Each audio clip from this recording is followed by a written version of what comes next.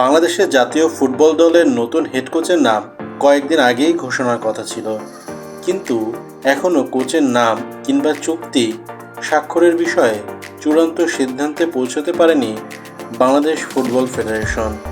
জানা গেছে, কোচ নিয়োগে প্রায় $36,000 ব্যয় করা হবে।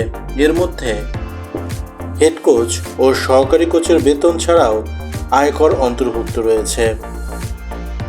কোচ হওয়ার দৌড়ে এগিয়ে আছেন ওয়েলসের সাবেক কোচ ক্রিস কোলম্যান। এদিকে বাংলাদেশ ফুটবল ফেডারেশন জানিয়েছে, একজন কোচের সঙ্গে তারা আলোচনা চালিয়ে যাচ্ছেন, তবে তিনি কি ক্রিস কোলম্যান নাকি অন্য কেউ তার সঠিক ধারণা পাওয়া যায়নি।